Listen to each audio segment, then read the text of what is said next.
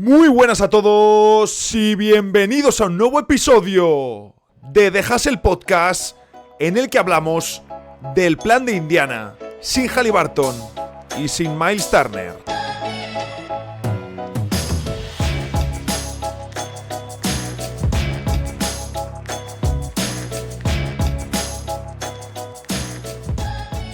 Estoy grabando en martes 8 de julio, un día de momento tranquilo. Está siendo un mercado tranquilo, podíamos esperar incluso algún traspaso más loco, pero de momento las cosas, bueno, digo esto, después de venir de un traspaso a tres bandas en el que ha llegado John Collins a los Clippers y Norman Powell a Miami Heat. Un movimiento que me sorprendió un poco, no esperaba que los Clippers se fuesen a quitar a Norman Powell, pero parece ser que el jugador, demandando una extensión importante, bueno, pues ha sido adquirido por Miami a un precio muy bajo porque han dado muy poco los Heat por mejorar su equipo y los Clippers hoy añaden una opción para el interior que les da tamaño en el 4. Defensivamente quiero ver cómo funciona, desde luego tener a Zubac al lado le ayudará, y otra opción de ejecución para que James Harden pueda alimentar al equipo y no depender tanto de Kawhi Leonard en el puesto de ala pivot, que me parece muy interesante dada su edad y su estado físico, poder meterle en el puesto de alero y no tanto en el puesto de ala pivot. Lo dicho, un movimiento en el que claramente el único equipo perdedor es Utah Jazz. Me gusta cuando se dan movimientos y se defienden todos a capa y espada porque eres de ese equipo. Y luego a lo mejor meses después reniegas por completo esos movimientos y dices que era una obviedad, que como a mí me ha pasado con movimientos de Phoenix Suns, ¿de acuerdo? Es normal que nos suceda, pero no debería sucedernos con todos. Y de hecho quería hacer un par de apuntes, uno relacionado con el fichaje de DeAndre Ayton. En base un poco al vídeo publicado ayer en el canal, en el que analizaba lo que es DeAndre Ayton como jugador, y también por alguna opinión que he puesto por Twitter.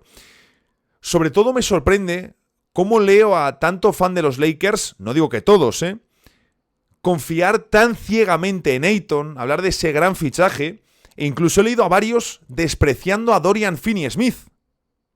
Y me doy cuenta de que en 2025 muchísima gente sigue midiendo a un jugador por sus medias. Dicen, oye, es que este tío ha promediado no sé cuánto, entonces es mejor. Vamos a ver, que a DeAndre Ayton le han echado los Blazers. Es que creo que esto, oye, pero en un entorno adecuado, si no te digo yo que no, pero no somos adivinos, no podemos jugar la adivinación, no es una opción segura, es una opción que te ofrece un techo, lo que hablan de las opciones, ¿no? Las posibilidades que te ofrece elevadas, pero con un suelo competitivo muy cuestionable. No, pero es que en Portland no era un equipo competitivo. Los Blazers esta temporada han competido mucho mejor. Han competido mucho mejor. Y como os comentaba en el vídeo, la defensa de Portland ha sido mejor precisamente cuando Ayton no ha estado.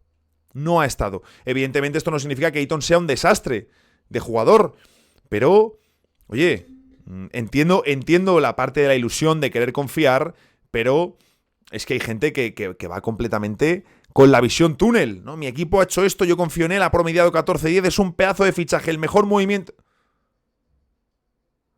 Vamos a ver, calma. Y ya os digo que me llama mucho la atención lo de los números, ¿no? Porque no recuerdo quién era, pero un comentario de, oye, me estás diciendo en el vídeo en el que comentaba con Pepe las valoraciones a los fichajes, a los movimientos, las notas que le dábamos a cada uno, todo el tema de, oye, ¿cómo le dais mejor valoración al fichaje de Finney-Smith que al de Ayton por Lakers? Si por edad, por números. Primero, se considera en cada movimiento el contexto de cada equipo. No es lo mismo, no podemos medir igual los movimientos que está haciendo Los Ángeles Lakers que los movimientos que está haciendo los Houston Rockets o que están haciendo Charlotte Hornets o San Antonio Spurs. Cada equipo es diferente. Eso sin ningún tipo de duda. Y ya os digo que me sorprende el cambio de opinión que he visto con Finney-Smith en varios seguidores de Lakers. De nuevo, esto no representa nada, representa cada uno a sí mismo. Pero como comentaba en alguna ocasión, al final siendo los Lakers, uno de los equipos más mediáticos, donde nos encontramos también a fans más casuales, te encuentras muchas cosas que dices, de verdad, esto no tiene sentido. Y no lo digo con maldad, faltaría más. Pero ya os digo que el caso de los números, de las medias de cada jugador, es perfecto porque, por supuesto, los números son importantísimos, pero es que no es lo único. De hecho, tú para ganar necesitas tener en cancha jugadores que hagan números y jugadores que no hagan números. Jugadores que no estén pensando en hacer los números, sino que hagan otras cosas que son fundamentales para el equipo. Necesitas estrellas y referencias que lideren con números de diferentes perfiles y estrellas en puestos de rol. Y Dorian Finney-Smith era una estrella de lo segundo. Y su baja se va a notar a nivel defensivo y de decisiones, de cuestiones que no se reflejan en la estadística. Porque con Finney-Smith, los Lakers comenzaron a ser una mejor defensa. Es que en playoffs estuvo no sé cómo, es que tiró no sé cuánto. En playoffs, Minnesota pasó por encima de los Lakers. Es que por esa regla de 3, al que habría que traspasar es a Doncic por los playoffs que hizo. No puedes decir, Ayton es un gran fichaje porque viene de promediar un doble-doble, tiene 26 años y tal. Pregúntate todo lo que ha hecho Ayton para que promediando doble-doble le hayan echado. De nuevo, entiendo la ilusión y la esperanza. De eso nos alimentamos. Pero nos lanzamos como locos a cambiar de opinión para reforzar aquello que tenemos en nuestra cabeza. Y Dorian Finney-Smith era uno de los mejores aleros de complemento en Lakers. Y ahora, según alguno, parece uno más. Parece uno más. Cuando le adquirieron, movimiento fantástico, no sé qué, no sé cuántos, hay que renovarle, tal. Se marcha, bueno, no era tan importante. 4 años en Houston.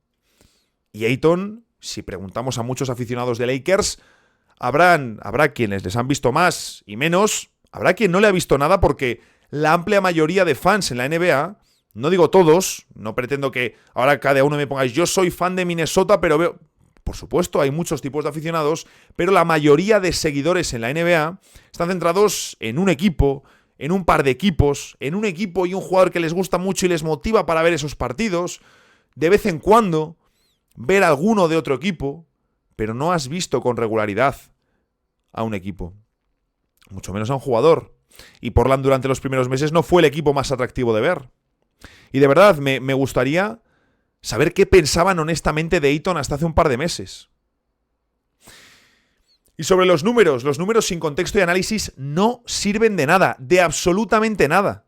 De absolutamente nada, de verdad os lo digo. En su día me dijeron una frase, cuando yo estaba empezando en el mundillo del periodismo, sobre el tema de las estadísticas, que me dijeron, las estadísticas son como los bikinis, enseñan mucho, pero tapan lo más importante. Fuera de esta cuñadez, es una realidad. Es una realidad. Entiendo la ilusión. Yo no digo si va a salir bien o mal. Y si luego sale bien y os ponéis la medallita, ¿de qué narices sirve?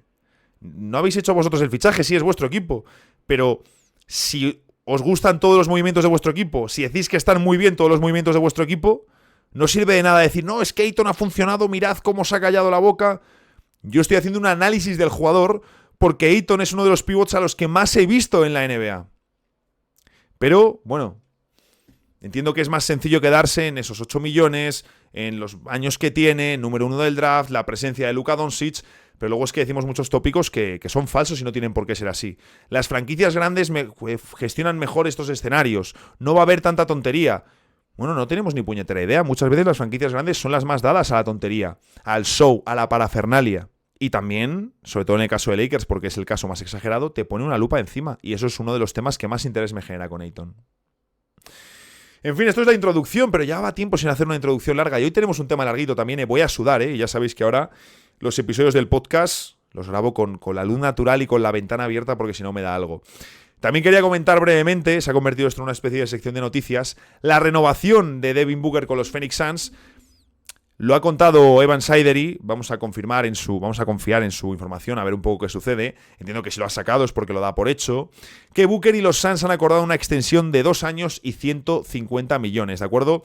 Devin ya tiene 53 millones para la próxima temporada, 57 para la siguiente y luego 61 para la 27-28. Es decir, ahora añadiría 2 temporadas más por una morterada y estaría cerrado su contrato hasta los 33 años y el año 2030. Ya hemos hablado, y lo vamos a comentar durante el episodio, que lo importante es lo que representa ese salario en el porcentaje del equipo, ¿de acuerdo?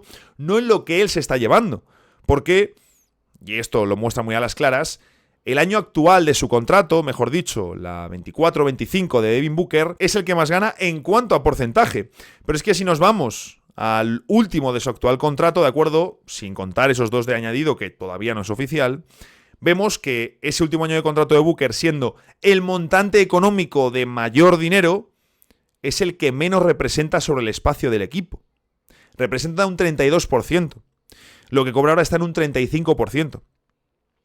Y mi tema con esto lo lanzaba por Twitter, se me metía ahí Gaitán, que es un experto de salary cap y de números, a decirme que bueno, que eso él ya lo sabía desde hace mucho tiempo, que Phoenix no vuelve a ser top 4 del oeste durante el prime de Devin Booker. Me temo que vamos a comernos años de ser un equipo muy sin más, competir sin más. Competir sabiendo que en el mejor de los casos tienes una primera ronda de playoffs y quizá me parece demasiado optimista. En fin, que esta relación con los Phoenix Suns no me sale rentable. Tengo que empezar a buscar nuevo equipo porque no tiene sentido.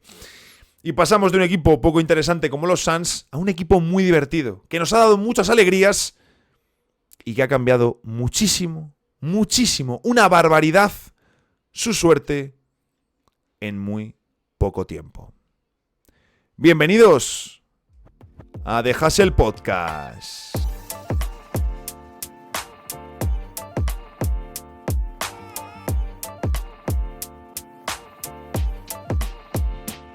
El 22 de junio de 2025, Indiana se preparaba para un Game 7 y una noche para la historia, que podía cambiar para siempre el rumbo de la franquicia.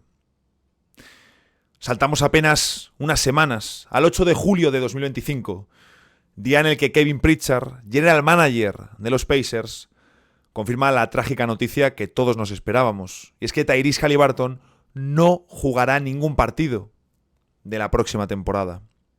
Y al mismo tiempo, también confirman la vuelta de James Wiseman, uno de los 3 pivots de Indiana para la 2025-2026. 3 más 1, como ahora veremos. Porque no estarán 2 titulares del equipo de las finales, por supuesto, y por desgracia. Ni Tyrese Haliburton ni Miles Turner formarán parte de los Pacers en la 25-26. El pívot nos sorprendió a todos, ha sido uno de los movimientos más inesperados de esta agencia libre, marchándose a los Milwaukee Bucks, uno de los equipos con los que más rivalidad mantiene Indiana, tanto a nivel interno como de afición, como de todo. Vienen de enfrentarse en los 2 últimos playoffs. Ha firmado con ellos un contrato de 4 años y 107 millones, unos 26,75 de media, contrato hasta los 32 años con opción de jugador. Y yo pensaba que Miles iba a poder sacar más en el mercado. Viendo lo que se le está pagando a pivots suplentes, me sorprende que luego cueste tanto soltarle contratos a pivots que de verdad son diferenciales. Es que en las finales estuvo peor. En las finales Indiana, en teoría, no debería haber llegado tan lejos y llegó hasta un 7º partido. Oklahoma era mejor equipo. Y luego ha sido la serie que más le ha costado a Miles Turner. No es un All-Star, no es uno de los 3 o 5 mejores pivots de la NBA. Aún así, me gusta mucho el fit, el encaje que tienen los Bucks al lado de Giannis. Y entiendo que perdiendo a Brook López, que ya tocaba darle un recambio, y querer convencer a Giannis Antetokounmpo, como hablábamos el viernes con Pepe, cada movimiento es distinto y se mide distinto. Milwaukee tiene el objetivo de convencer a Giannis, pagan la salida de Lillard y contratan a un pivot que encaja a la perfección con Giannis, sobre todo porque sustituye ese rol de Brook López de pívot tirador y defensivo. Pero hoy nos centramos en Indiana. Ya veremos cómo sale lo de Milwaukee Bucks, que desde luego las cuentas son muy complicadas. Bien, ¿qué ha pasado? ¿Por qué han dejado en Indiana marcharse a Miles Turner? Un jugador tan importante. ¿Qué plantilla tienen ahora y cómo planean regresar cuando esté de vuelta Tyrese Haliburton? Son cuestiones muy interesantes. Y partimos con un artículo que publicaba Front Office Sports este pasado 9 de junio de 2025, durante las finales recién iniciadas, en el que básicamente nos contaban que la franquicia de Indiana iba a pagar el impuesto de lujo en la temporada 2025-2026 por primera vez desde la 2005-2006, es decir, 20 años después. 20 años sin pagar el impuesto de lujo, se dice pronto. ¿El motivo? Muy sencillo, la renovación de Miles Turner. porque ya tenías, o ya tienes, el contrato de Haliburton, el de Siakam, que son tus dos máximos. Tienes el de Nembhard, que está muy bien, pero tienes el de Nembhard. El de Nesmith, el de Toppin. Sabemos que Turner pedía un salario anual de unos 30 millones anuales, e Indiana le dijo que no, que a 30 no iban a llegar, pero sí que estaban determinados a entrar en el impuesto de lujo y mantener el equipo intacto para varios años, no solo una temporada más, sino varios años. Esta información de Shams Charania durante las finales, antes de la lesión de Haliburton. Y pensemos, es que Miles Turner fue elegido en el draft de 2015 por los Pacers. 2015. Número 11 de ese draft, un draft muy bueno, por cierto. Era el jugador que más años llevaba en Indiana, sobreviviendo a rumores desde que llegó prácticamente, que hay una foto fantástica de Miles Turner con Tim Duncan y te pone, esto es todo el tiempo que lleva sobreviviendo Miles Turner a rumores de traspaso de deadline. Bueno, pues no ha terminado marchándose en un deadline, ha terminado marchándose él por su propio pie, porque no le ponían el dinero que él quería y la lesión de Haliburton lo cambia todo. Es que es duro, porque es cierto que Indiana no pensaba entrar de una forma agresiva en el impuesto de lujo. Querían entrar lo mínimo posible, viendo que tenían un equipo candidato con opciones y que el este se resquebrajaba. Y además ha habido un cambio sutil, porque a partir de la 2025 o 2026, si tú te pasas en el impuesto de lujo entre 5,7 y 11,4 millones, se paga $1,25 por cada dólar que te pasas, en vez de 1,75. Que alguno pensará que la diferencia no es muy grande, pero es medio dólar por cada dólar que tienes en el impuesto de lujo. Si tienes 6 millones de dólares en el impuesto de lujo u 11, es una diferencia muy importante. Muy importante. Ya sabéis que el impuesto de lujo va por tramos y pagas X cantidad por cada dólar que te pasas. Y no estamos hablando aquí de que te pases $50,000. No, te pasas muchos millones. E Indiana mira mucho esto. Solo se paga el impuesto de lujo si eres claramente candidato, y yo con esto estoy muy de acuerdo. Anda que no hemos tenido franquicias pagando el impuesto de lujo sin ser candidatos. Mira los Phoenix Suns el año pasado. Bueno, al menos tenías nombres grandes como Kevin Durant, pero hemos tenido equipos con plantillas bastante mediocres en playoffs pagando el impuesto de lujo. Que pagas más del doble. Más del doble. Y en el momento que Haliburton se rompe el proyecto de Indiana tal y como era. Esta es la realidad. Esta es la realidad. Y os diría que hay varias grandes putadas de que los Pacers estén obligados a remodelarse. Pasa por varios puntos. Lo primero, Siakam tiene 31 años y es un jugador inteligente, pero que tira mucho de su físico. Vamos a ver cómo le sienta un año más de envejecimiento, cómo le sienta, cómo está cuando vuelva Haliburton. No espero un bajón salvaje de este jugador. Todavía entiendo que le pueden quedar 2-3 años de mucho nivel. Nembhard no me preocupa por el contrato que tiene, pero Nesmith está en un contrato ganga y es una putada, porque solo le quedan 2 temporadas más por 11 millones. Y te interesa renovarle porque es un jugador muy valioso y te va a pedir una buena cantidad, tranquilamente 20 millones por año. TJ McConnell, que es un jugador clave desde el banquillo, pues tiene 33 años y solo 2 más de contrato garantizado. Vamos a ver qué sucede con él. Es una pena porque esto ya lo había comentado en varias ocasiones. Este verano era el verano para buscar algún refuerzo. Meter algún añadido, un traspaso que mejore lo que ya tenías, que te dé ese punch extra que te ha faltado, que no ha sido tanto. Porque has llegado a un 7º partido contra Oklahoma y con Haliburton lesionándose. ¿Qué ha pasado? ¿Por qué dejan salir a Miles Turner? Porque ¿para qué voy a pagar el impuesto de lujo si no soy candidato? ¿Voy a ganar sin Tyrese, pero con Turner? No. De hecho vimos, lo comentaba antes, en las finales Miles sufrió más y vimos a un Obi Toppin crecido. Bien, ¿cómo reemplazan a Miles Turner? Que esto es lo verdaderamente importante y ya sabemos que no van a meter traspaso.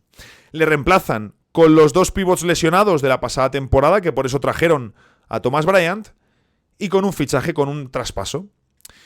Terminaron la temporada Miles Turner y Thomas Bryant, más la opción de Tony Bradley, que tuvo minutos. Sabemos que Rick Carlisle le da opciones a todos los jugadores del equipo. Y ahora tienen a 3 pivots nuevos y a Tony Bradley, que sigue en el equipo.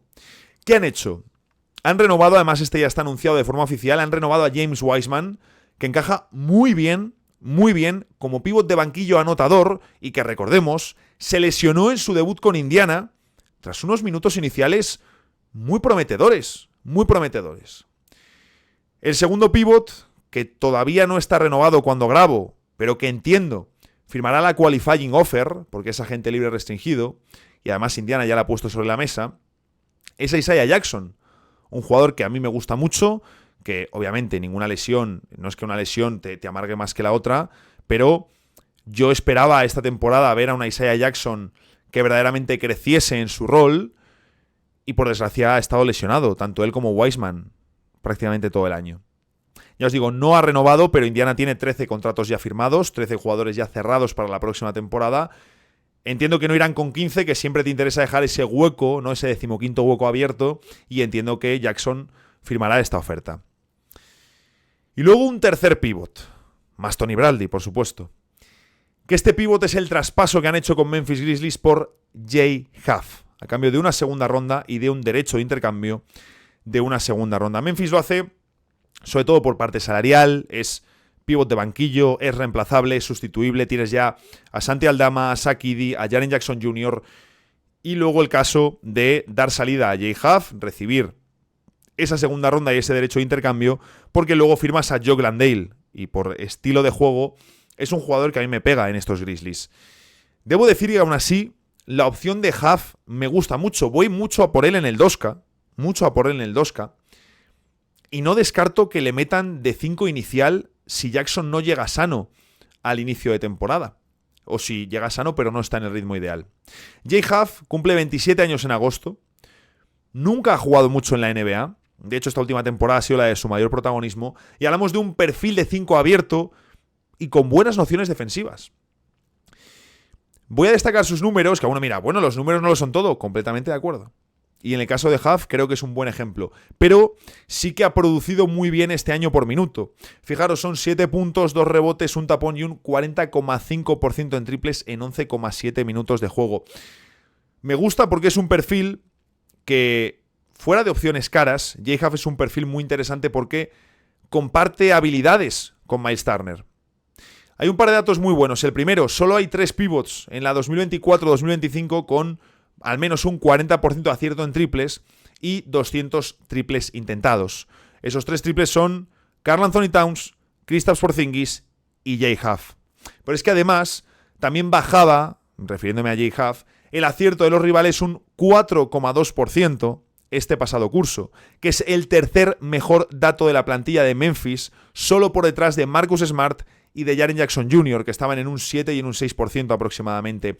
Es cierto que los datos de Memphis con Huff en cancha no le dejan tan bien.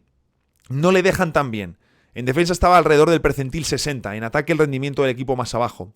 Debo decir que me parece una apuesta muy interesante por las habilidades que tiene Huff, que encajan muy en la línea de Miles Turner, y luego por el contrato que tiene, por supuesto. Hablamos de 2,4 millones para la próxima temporada, 2,7 millones para la siguiente y luego una opción de equipo por 3 millones. Es decir, si Jay Huff te funciona, si Jay Huff te sirve, aunque sea como pívot de banquillo, tienes una ganga de contrato. Mirando los pivots de Indiana, creo que Isaiah Jackson es el de más posibilidades en la NBA actual, aunque tampoco tengo claro que sirva como titular porque se me queda pequeñito, es muy enérgico y muy dinámico y me pega sobre todo desde el banquillo.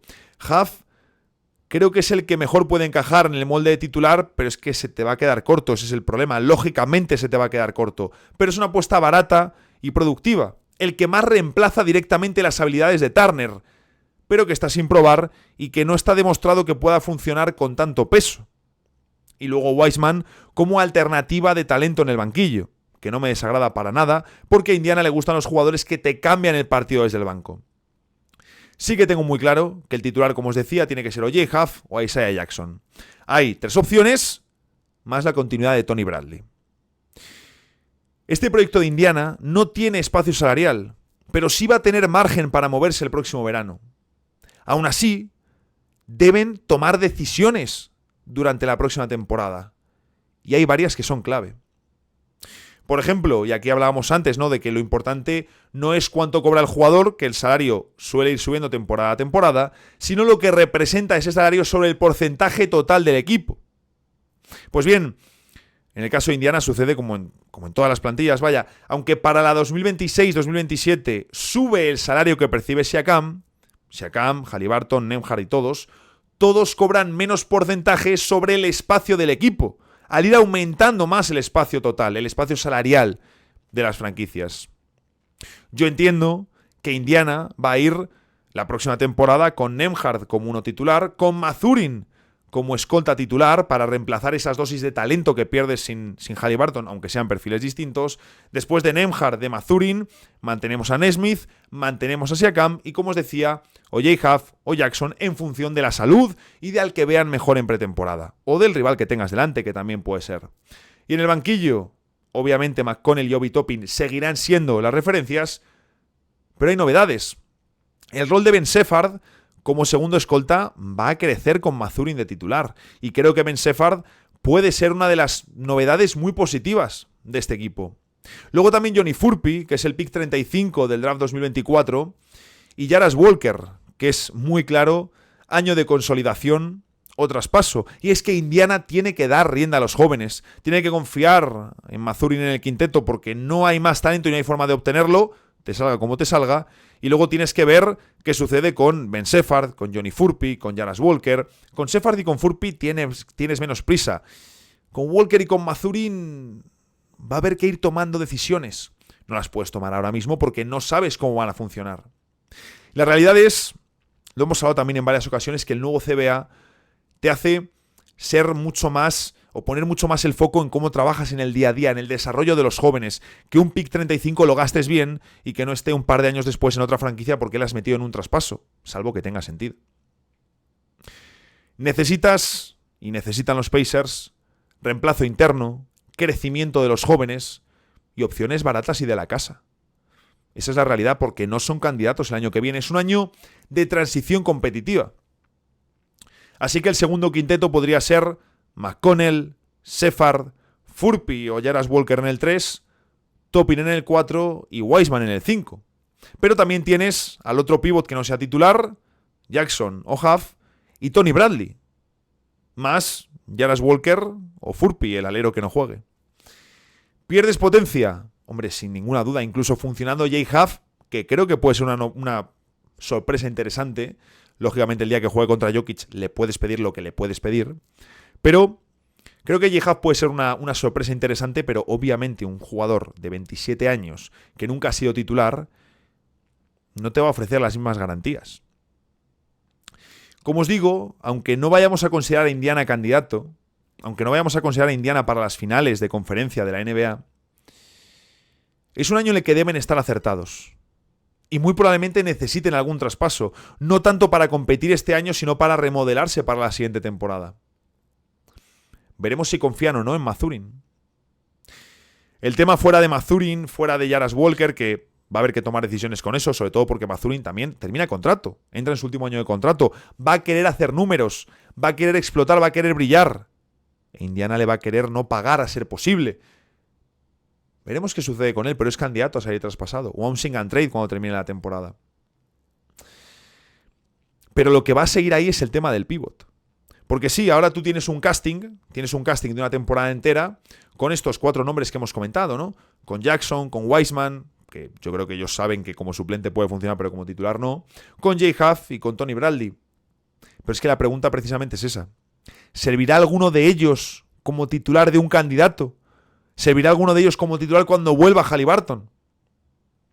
Como os he dicho, Huff me parece una apuesta interesante, pero quizás más como pivot para minutos limitados. Pero claro, vas a mantener todo el bloque. Vas a mantener a McConnell, a Mathurin y Jarras Walker cuando vuelva Haliburton. Ahí están las cuestiones para Indiana. No podemos responderlas ahora mismo porque, de nuevo, no somos adivinos y estamos todavía en verano. Pero por ahí pasa la próxima temporada de Indiana.